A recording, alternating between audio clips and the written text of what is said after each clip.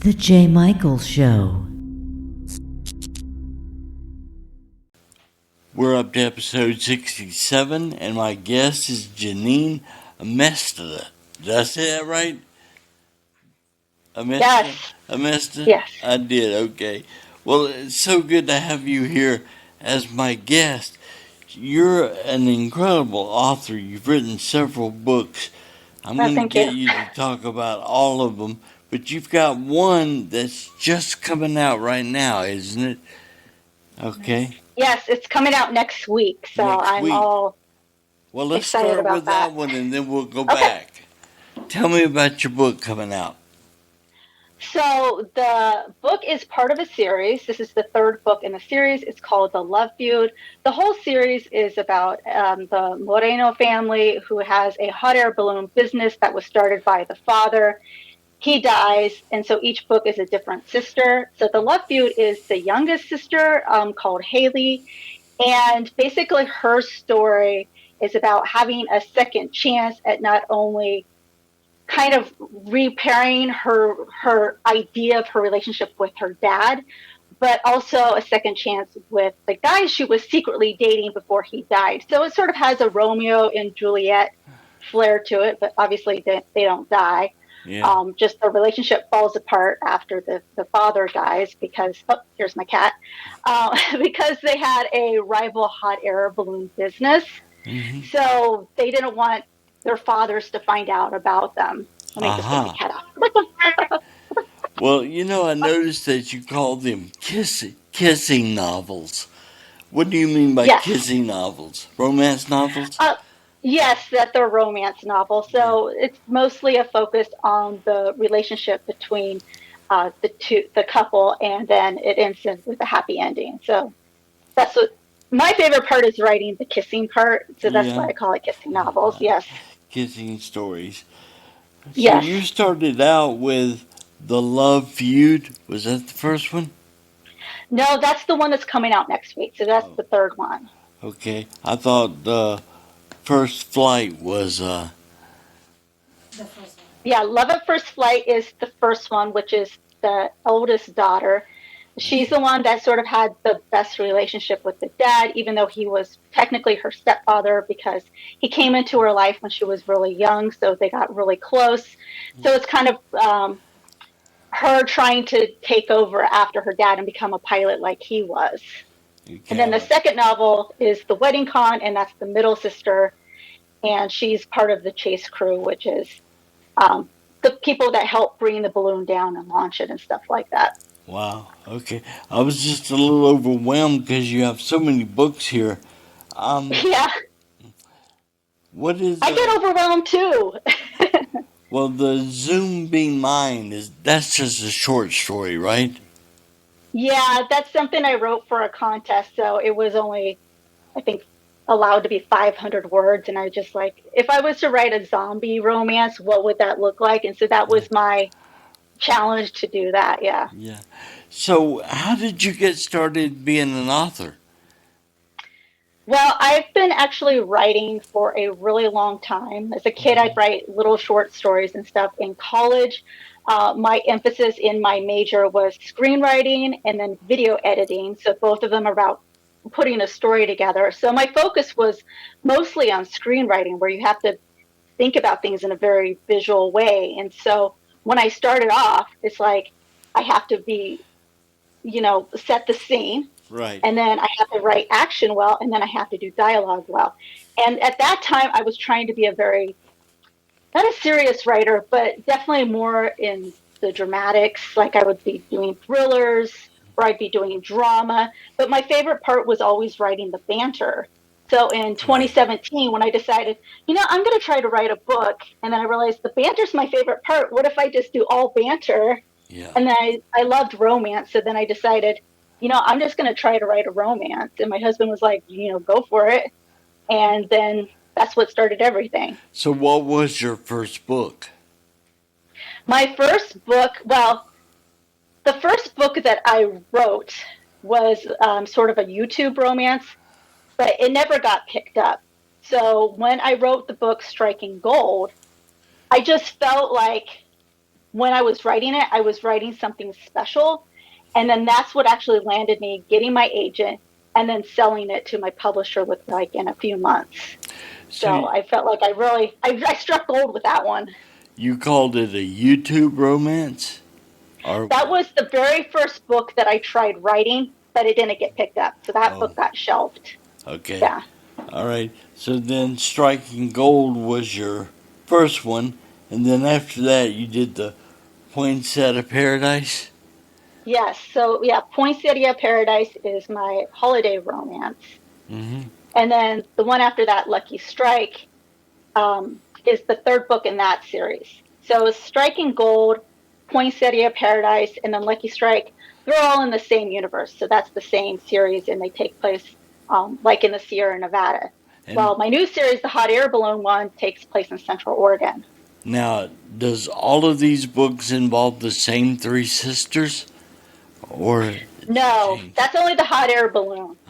So the Hot Air Balloon is their own universe. That's with the sisters. Mm-hmm. And then my previous series is with completely different characters. So the Love Feud is the next one coming out? Yes. Wow. That's amazing.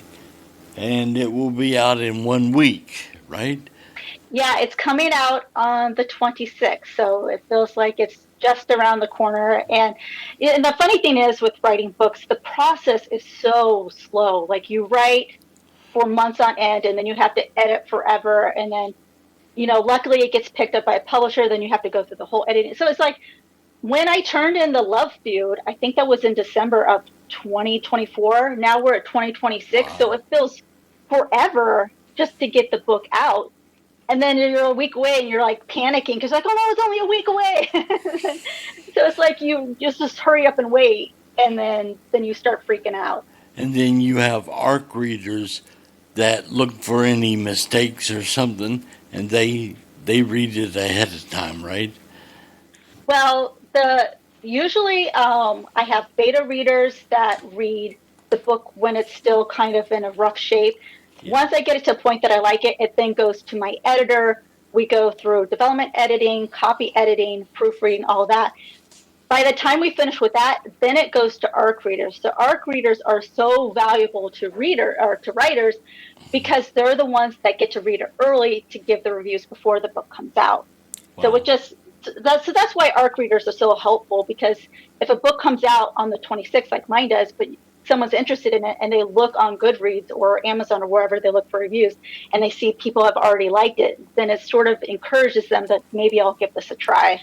Okay, so you said 2024 and it's just now coming out. Is it normally a long time when a book is, after you've written it, to it being released? Yeah, well, it is if you're with a publisher, if you're doing the traditional way, just because, you go in a process and it takes a while for them to get to you, the editors to get to you, and you're working with like 3 different people that are helping you, and then they got to create the cover and all that kind of stuff. For my next book after this one, it's going to be my first self-published book, so I'm doing it all myself.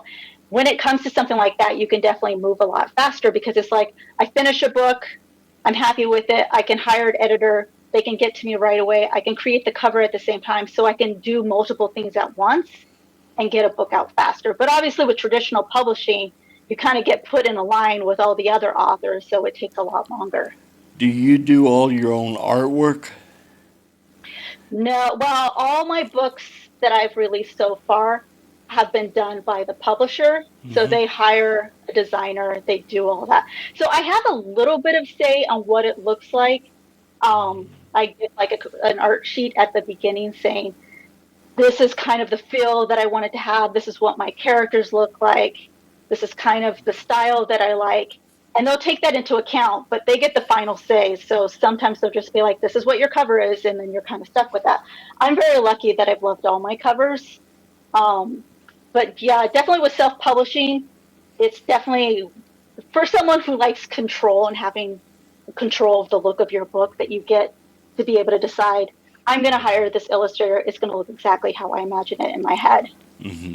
Well, you said you worked on a theme of this being a hot air balloon situation. Do you fly hot air balloons? No, the truth is, I am terrified of heights. Uh-huh. Like, I've never been in a hot air balloon. Ooh. I don't really like going up too high when I'm hiking. But the thing is, I live in a gorgeous area in Central Oregon. We're considered the high desert because we're in a higher elevation. We're very dry. And there's a lot of flat areas. And we do have hot air balloons that are active in the area. So I can see them at any time. And they're just so gorgeous and beautiful. It sort of inspired me to be wanting to write a story about this business. So the wedding con is the one that you have out now. What is the con? What is happening in that book? So it's a play on words because the hero of that book is an ex-con artist. His father was a con artist. He was in jail. And my hero, Boone, is an ex-con artist, but he's sort of trying to redeem himself, and he's working now for this family. But he can't always be a good person. So when the heroine of that story decides, like, I want to have like a wedding themed hot air balloon at the company, I want to go to this wedding convention. So that's also a wedding con. He says, "Oh, I'll help you get your first couple."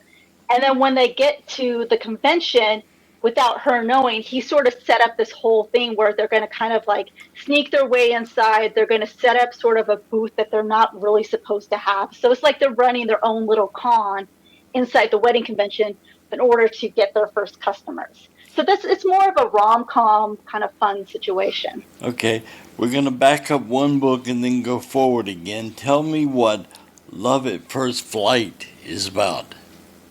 So Love at First Flight is the first one. I mentioned it's about the oldest daughter who is also a pilot like her dad.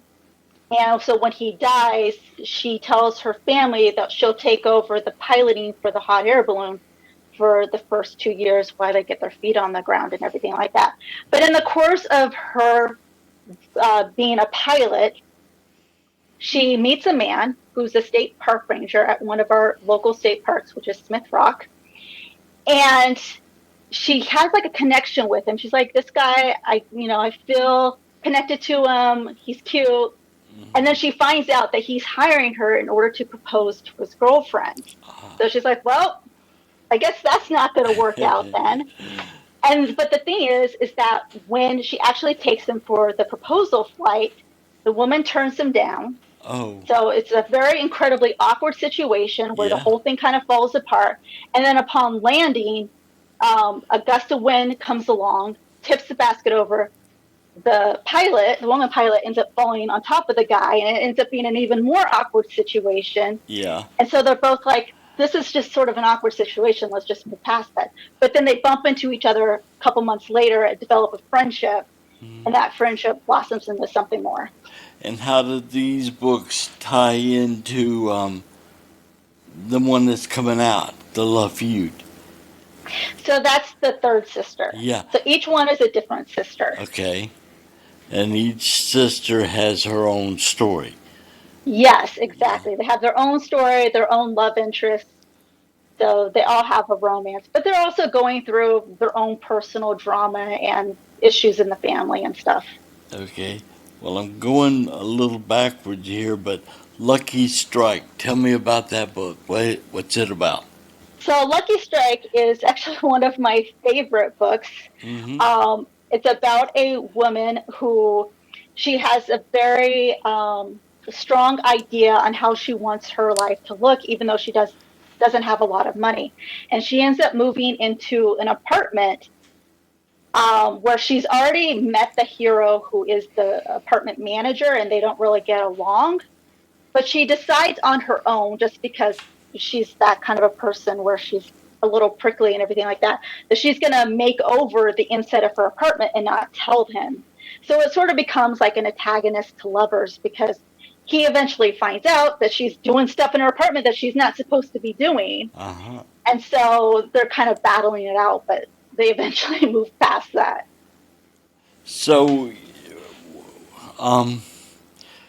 your next book beyond the one that comes out next week, do you already have that in mind, what it's going to be? It's already written. Oh. I actually wrote it in beginning of 2023, the end of 2022, because it was like my dad died at the end of 2022, and I'm like, just for my own emotional thing, I have to write something, but I didn't want it to be something too heavy at that time because it's like Right. emotionally you're kind of a mess. So I'm like, I just want to write something fun and ridiculous and just let it all go. So that book comes out at the beginning of summer. It's called Shruncation. It's already written, edited. It has a cover now that I'm hopefully going to do a cover reveal this week. And it's a marriage in trouble story about a couple that wants a vacation to a Mexican beach, and then through an accident, they accidentally shrink. So it's like Honey, I Shrunk the Kids. Uh-huh. But it's about a couple that are sort of fighting at the beginning, and now they have to go through this adventure and work together, and then hopefully their marriage comes out stronger having this battle. So that one's just a lot of fun. I really love it. Well, I was going to ask you if you're only going to do romantic novels, or would you do something fantasy or science fiction or some other genre? I mean, I don't know, because I started off not writing romance stories, and for me, it's just I have so much fun writing them that I just, for now, want to keep continuing to do it. But I don't know, maybe sometime in the future I could change. So you're not stuck in this one genre and that's it, you're never getting out of it? I don't know. Can't tell. You never know.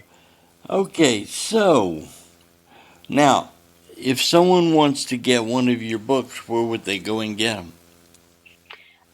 Most of my books are available any place that you buy books online. Mm-hmm. So you do Amazon, Barnes and Noble, Apple. I don't know what other online places. Like a lot of them, if you call them, because they're on Ingram Spark. So if I call a bookstore and I say I want to buy Love at First Flight, even if they don't have it in the store, they can order it for you just because it is on Ingram Spark. Right. Okay. So, and if people have Hoopla through their library, they can actually listen to the audiobook of Love at First Flight right now. Okay. And screenwriting. Have you done any screenwriting? Well, I did at the beginning, obviously with my studies, but I think what appeals to me in writing novels is that I feel like I can dig into the minds of my characters a little bit more, because I've always been sort of a character writer. And with the difference with screenplay is if I have information about a character, I can never say the character feels like this or put like little notes or the character thinks this. Because if you're not saying it in dialogue or you're not showing it through action, right, then nobody's going to know. Mm-hmm. Your audience isn't going to know. With novel writing, though, I can kind of dig into the character's head and say, this is how they're feeling. This is what they're thinking. So that's the appeal. But also from my screenwriting days, I know that I can't just do that. I also have to show it as well. Now so I kind of bring a little bit of that. Yeah. You said you're self-publishing the next one.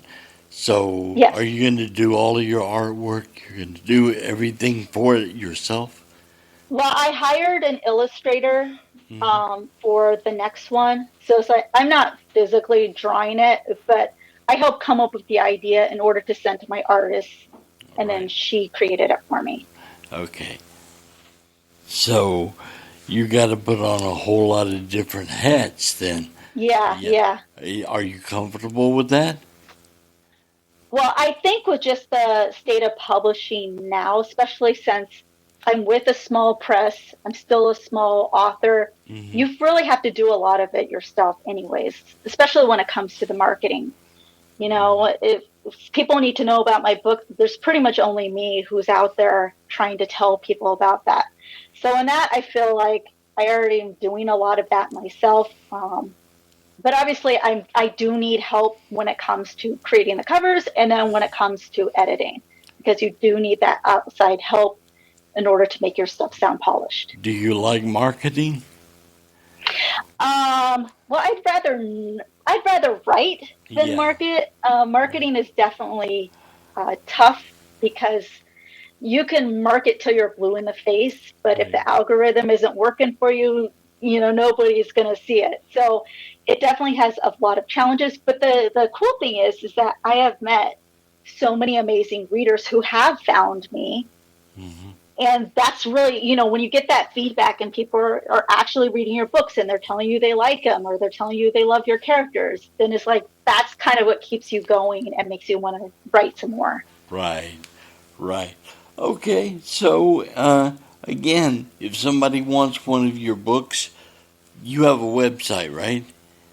Yes, so you can go to janineamesta.com and I have all my books listed in, I think underneath there's a button that says buy and it'll take you to a page that'll show Mm. you like all the places you can order it. It has a card or whatever, or does it take you to Amazon? It'll take you to a page that'll show you different options. So you can Yeah. get something that's not through Amazon if you don't want to order from Amazon. When you have a book out there, do you get as much money for that book through Amazon as you would if someone just clicks on your link on your website directly, or do you sell directly from you? Well, it's different because I have a publisher, so it all goes to them because Right. they get the cut first before it goes to me. So I don't really think there's much of a difference on where they order from, just because there's a whole process with the publisher and everything. But what if somebody wanted an autograph book? You can get an Um, autograph book. I don't have any physical copies myself, Uh huh. but if somebody's like, I have a paperback of your book and I want your autograph, I do have little author book plates that I could sign and mail to someone, Uh huh. and I don't charge for that. People just have to message me and let them know they want it, and then I'll be happy to send it to them. And they could also follow you on like Instagram to do that, right? Yes, Or message you through your website. yes, Perfect, perfect. Because we want to be able to put them in touch with you. And your book, The Love Feud, comes out in 1 week. Want everyone yes. to be looking for that. And also to check out your website. Thank you so much for being my guest this week. I really appreciate it. Well, thank you for inviting me. I'm really happy to talk to you about my books. Yes, yes, and we will see you next time. Okay. Oh, there's one thing I'm going to get you to do once we're done with this, but we'll see you next time on the J. Michael Show.